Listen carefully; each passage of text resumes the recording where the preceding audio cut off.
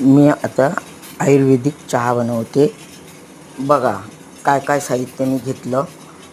ओवा घेतला, दालचिनीचे 2 तुकडे घेतले, मिरीचे 2 दाणे घेतले, वेलची घेतली ठेचून आणि पावडर घेतली, चहा पावडर आणि तुळस आणि चहा तुळस. हे पाणी उकळल्याच्या नंतर त्याच्यात हे टाकायचं. टाकून झाल्याच्या नंतर चांगली उकळून घ्यायची चहा. आणि उकळल्याच्या नंतर गूळ चमच्याने थोडं आधी ढवळून घ्यायचं आणि उखाळी चांगली द्यायची त्याला. त्याच्यानंतर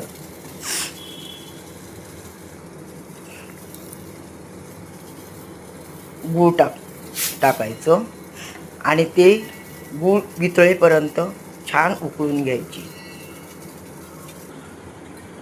अशी चहा बनवायची. आता उकळून झाली आहे चहा, गूळ टाकून घेतलं आणि उकळून झाली.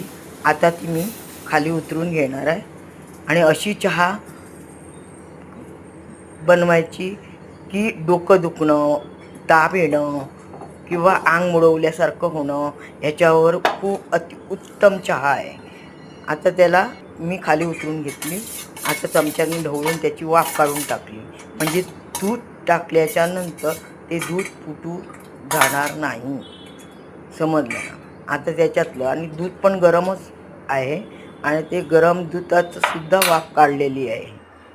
समजलं ना? तर हे बघा, आता हे मी असं दूध ओतून घेतलं गरम चहामध्ये. पण वाफ जायला द्यायची. वाफ नाही गेली तर ते दूध फुटण्याचं शक्यता असते. आणि अशी तुम्ही एकदा चहा करून पिवा.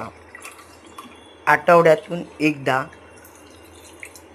अशी चहा प्यायची बनवून. जर तुमचं अंग मोडत असेल किंवा सर्दी झाली असेल, डोकं दुखत असेल, मरगळी आली असेल शरीराला, तर अशी चाय खूप अतिउत्तम आयुर्वेदिक तुम्ही करून पहा व पिऊन पहा.